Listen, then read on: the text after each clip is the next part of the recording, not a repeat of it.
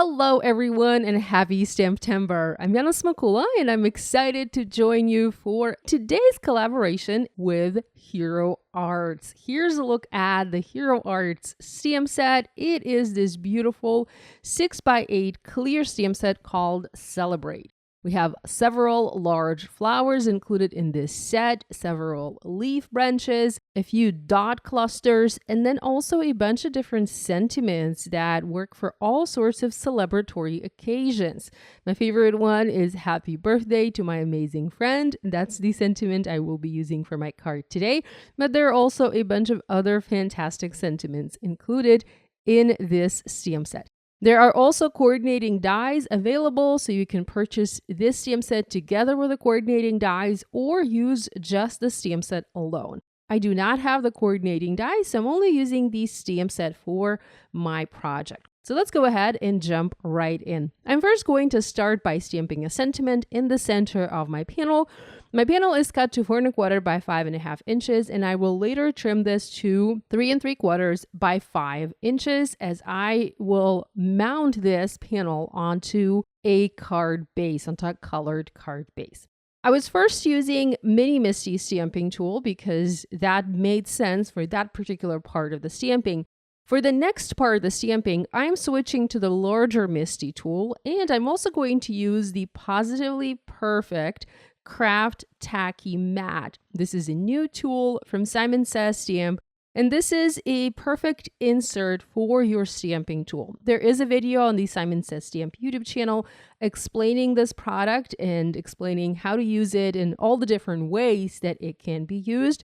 I'm going to simply use it in my MISTI as a means to hold my panel. So I'm removing the acetate sheets and I'm placing it inside my MISTI stamping tool. The mat has etched lines on the back, making it very easy to align things on it. I'm not going to use the etched lines. I just want a surface, a large surface to place my panel on, like so. And next, I'm going to use the flower stamps from this stamp set and stamp beautiful flowers around the sentiment, framing the sentiment in. I will end up stamping 6 flower images here to create the background for my card. Since these are brand new stamps, before I make an impression with a new stamp, I use my fingers and I sort of season the surface of the stamp. And what this does is it allows the stamp to grab the ink a little bit better and transfer that ink a little bit better onto the paper. I'm using Memento TUXEDO black ink for stamping today, and I'm double stamping pretty much every single image onto my paper.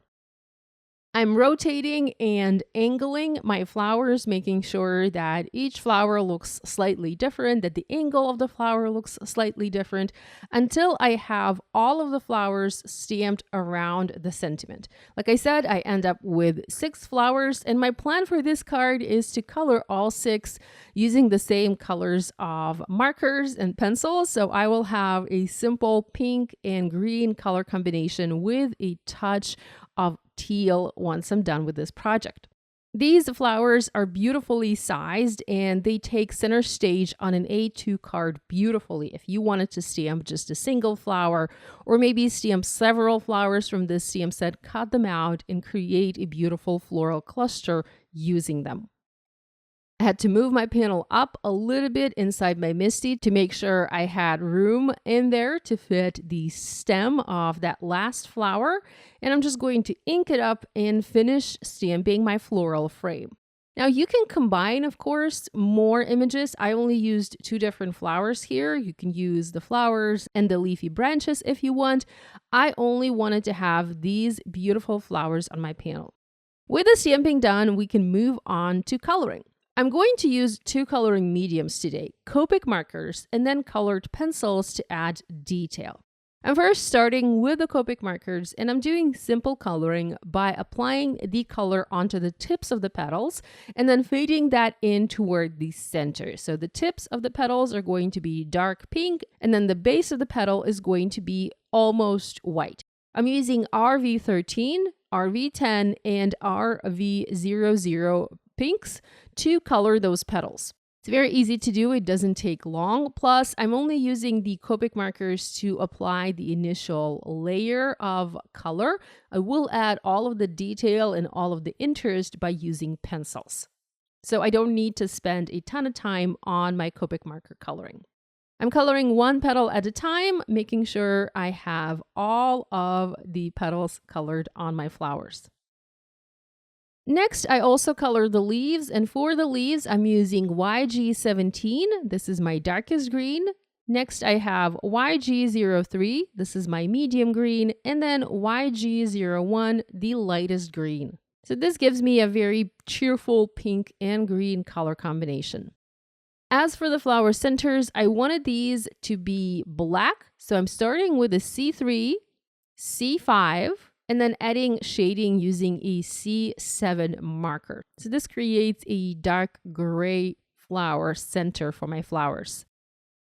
I'm also using my marker to color the little stamens, and I will later come in with a white Jelly Roll pen to add white highlights onto each of those tiny little detail pieces.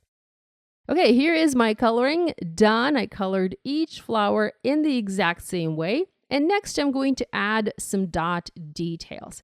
I probably should have added those at the very end, but I wanted to add them now just to see how those dot details would look on the panel. I'm using VersaFine Onyx Black ink, and I'm stamping these overlapping two elements. So two flowers are being overlapped but by one of those dot clusters. There are two different dot clusters in this stamp set, and I think this makes it very unique because you can do a lot with these little dots. You know, you can heat emboss them in gold embossing powder if you want to have touches of gold, or you can just stamp them using black ink. I'm using my paper trimmer, and I'm now trimming this panel down. I wasn't sure at first which size panel I wanted, so I kind of trimmed it a little bit on each side. And I ended up with a 3 1/4 by 5 inches. I did that so that I wouldn't need to do extra coloring with my colored pencils.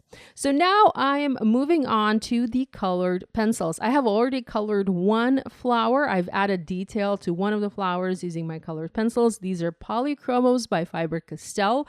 You can use any colored pencils that you might have in your stash. And remember that you can always color with colored pencils over your Copic coloring, or pretty much over any other, coloring medium. If you like to do watercolor, you can color with colored pencils over watercolor.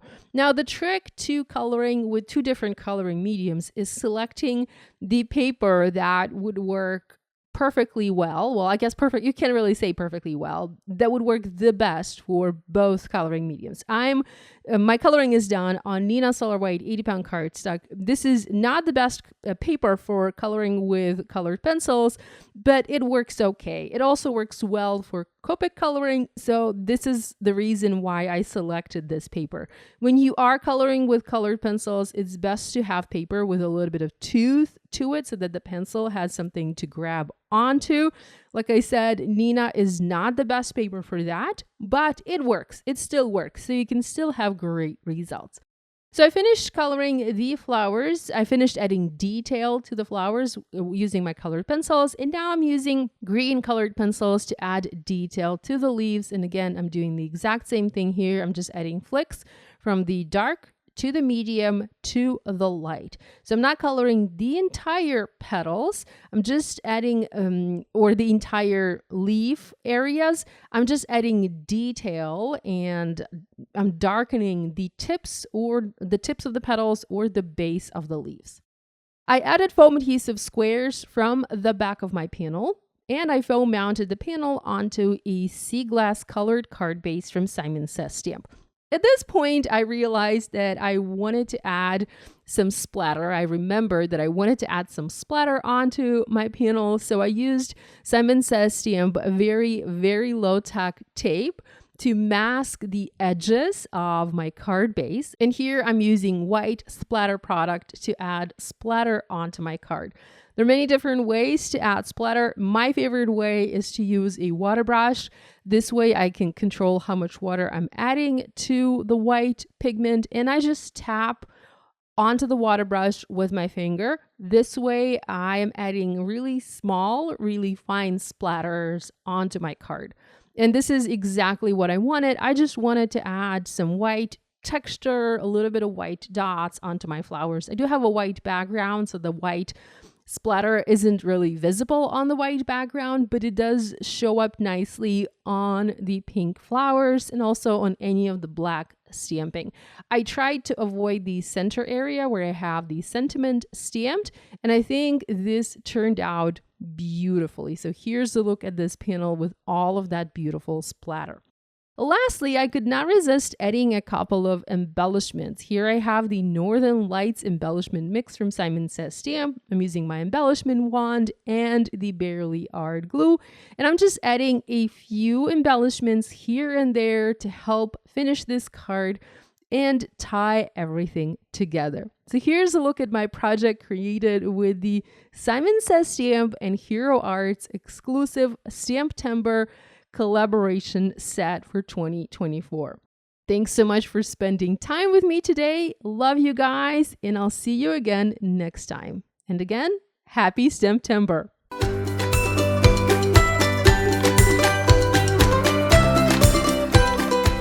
Hi there, I'm Heidi, Simon's mama and founder at simonsaysstamp.com. Thank you so much for watching our video. If you like what you just saw, be sure to press the thumbs up and subscribe to see more great content.